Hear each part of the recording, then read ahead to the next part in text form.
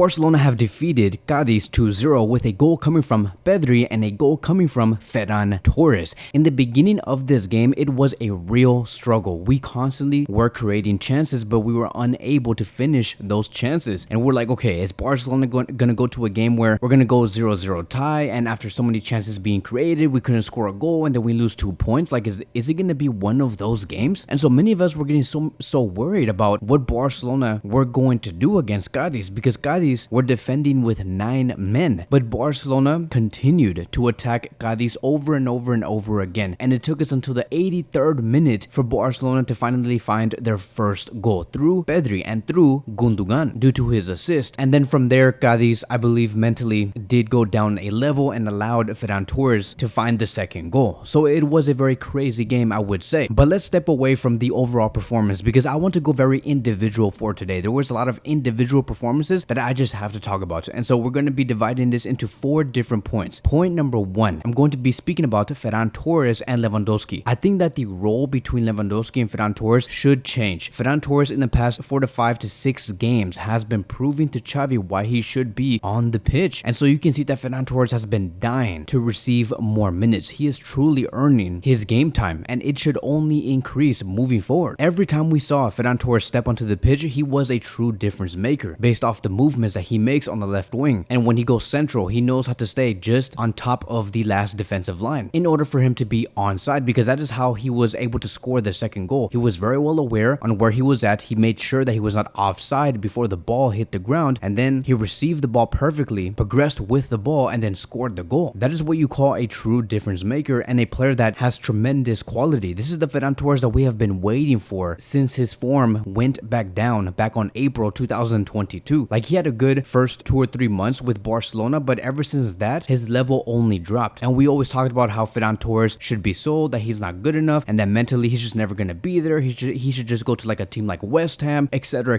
right? There were so many different conversations, but now Ferran Torres is here and he has arrived. Back on July, which was about 2 months ago, he said this: my mentality for this new season, I'm a bull. Nobody is going to be able to beat me. And man, let me tell you, it's Ferran Torres making that come up. Like, I can't believe that I'm saying here that Ferran Torres should be starting in that front 3 and replace Lewandowski, because the level that Lewandowski has been showing at Barcelona has not been so great. Every time Barcelona is going on the counter and they're trying to start their attack, when Lewandowski gets into the middle of that attack, he slows down the process, and we're like, bro, like, just touch the ball and pass the ball. Or when you see the ball and you receive it, do an action on the first touch. You don't have to take 3 to 4 touches just to adjust yourself and continue the attack, because right after you make those 3 to 4 touches, the play is already too late and every defender is already in their positions. So I don't know if this has something to do with Lewandowski overthinking what he needs to do, or maybe his body does not allow him. Is he fatigued? There's so many questions, but the one thing that we know is that Lewandowski right now is just not good enough to be starting in that front 3. I know that sounds very surprising, and I know that makes me sound very aggressive, but right now he's not good enough. He's too slow, and the players that are surrounding him want to speed up the play much faster, and that is the type of Barcelona Xavi Hernandez is building. Is a team that attacks very vertical and very fast, and Lewandowski is not up to that task. Ferran Torres, though, we just see a different monster. He is exactly what we do need. When he receives the ball, he only takes about 1 touch and passes the ball, or when he receives the ball, he does not even touch the ball, makes a good movement, and his first touch ends up being a pass to one of the players. So I see the Ferran Torres that we saw back on March 2022, an intelligent, efficient player. Moving on towards point number 2, and that is going to be about Pedri and Gundogan. I think that we're starting to see the effects of having players like Pedri and Gundogan in our squad. The combination, the duo, the chemistry between these 2 players is insane. It's a perfect mix of athleticism and vision. Pedri, we have the athleticism, right? He's able to make those runs into space, and we have Gundogan who can find those pocket of spaces to distribute those passes. And that is how Barcelona were able to find the first goal. We saw Pedri making a run centrally into the box, Gundogan waiting for Pedri to get into that space, and Gundogan releases the ball, places a perfect through ball through that defense. Pedri receives the ball quickly and does not even hesitate, and he scores a goal. I love everything about this, because we did talk about how we need our interiors to be more effective and more proactive in the final third, right? They need to score actual goals, provide actual assists. Pedri knows that he's being challenged by Xavi Hernandez. Xavi wants Pedri to score more goals and bring more assists, and Pedri is scoring the goals. And what better partner can Pedri have but Gundogan? So let's look at the couple of stats that Gundogan and Pedri have put out against Cadiz. Let's first start with Gundogan. Gundogan provided 1 assist, took 114 touches, 89 out of 96 passes were completed, 10 passes went into the final third. We had 3 crosses, 6 chances created, and 1 big chance created, which was the most. He was dispossessed 0 times, took 2 shots, 1 interception, 2 ball recoveries, 5 out of 6 duels won, and 5 fouls won, which is the most in this game. As for Pedri, Pedri had 1 goal, provided 4 chances, 1 big chance created, 2 out of 3 dribbles completed, 7 passes into the final third, 1 out of 2 accurate crosses, 6 out of 6 long balls, 2 out of 3 tackles won, 4 recoveries, 7 out of 11 ground duels won, and was fouled twice. And he won those fouls. So again, these are stats that show our interiors were effective. And when we have our interiors being effective, Barcelona become monstrous. And I think that Pedri could have ended this game with 2 or 3 assists, because that pass that Pedri made to Koundé earlier in the game in the first half was amazing, right? I'm like, damn, like this is the Pedri that we saw back in 2020. His passes are so perfect in terms of timing, the speed of the ball, the way of the pass. There was also a couple of passes that Pedri made to Lewandowski, and if only Lewandowski scored those goals, again, Pedri would have had 2 or 3 assists. And I like this. I like that Pedri is being more daring on the pitch. So props to our interiors. I want to continue to see this chemistry being built stronger and stronger between Gundogan and Pedri. Moving on towards point number 3, and that is going to be about Lamine Yamal. You guys thought that I forgot about Lamine Yamal, but no, I am never going to forget about this player. Lamine Yamal had again another great performance. Let's look at the stats here. He played a total of 85 minutes, 40 passes were distributed, 85% of those 40 passes were accurate. He had 2 shots, 1 key pass, 1 big chances created, 3 out of 4 successful dribbles, 1 tackle, 2 interceptions, 1 clearance, and 4 out of 8 duels won. And let me tell you guys again, yeah, everything excites me about Lamine Yamal. Every time he had possession of the ball, we felt like Barcelona were going to be very close on scoring a goal. And we saw that. Like we saw Lamine Yamal take the ball away from one of the left backs of Cadiz, regains possession in the box, tries to curl a shot down on the bottom left corner of the goal. But unfortunately, the goalkeeper blocked it, and Lamine Yamal was just so close to scoring his debut goal in La Liga. For him to be this effective in terms of staying out wide, also coming in centrally at the age of 16, it's a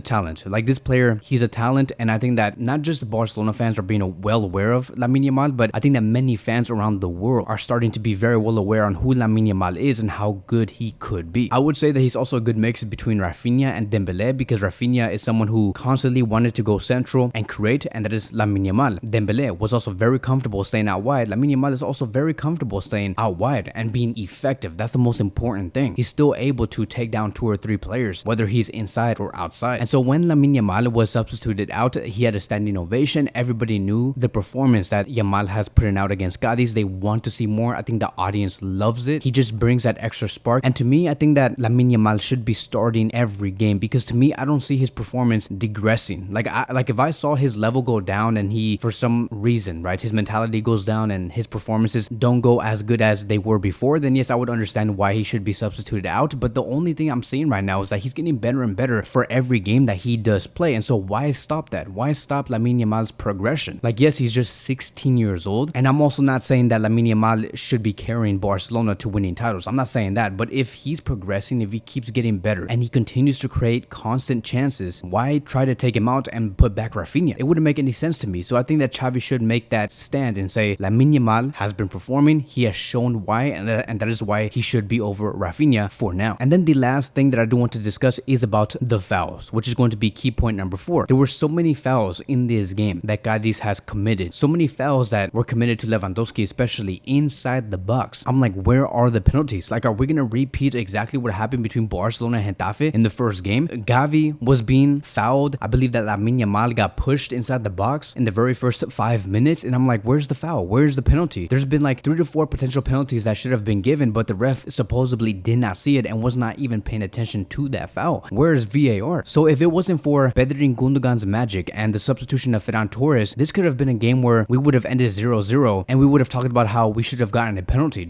Exactly how the game between Getafe and Barcelona ended. I felt like La Liga were really trying to repeat the exact same game that happened in our debut, but at our own home. So it was very questionable on how the ref handled this situation. And this is why I do say it's important, my friends, for Barcelona to always play in their top game, because we're not just playing against the opponent, whether it's Cadiz, Getafe, Villarreal, Sociedad, like whoever it may be. We're not just playing them. We're also playing against whoever's in charge of this league. So I don't know. But the good thing is that Barcelona won 2-0. Let's continue to build on top of this and get better. Every player should continue to improve and fight for their spot. There is some changes that I think should be happening, which is to play Lamine Yamal and to also have our set interiors being Gundogan and Pedri. And let's not forget forget having Ferran Torres in the number 9 position. I would stand for Ansu, Ferran Torres, and Yamal to represent our front three. So that is going to be wrapping up today's post-match review. Thank you guys so much for watching, and I will see you guys in the next one.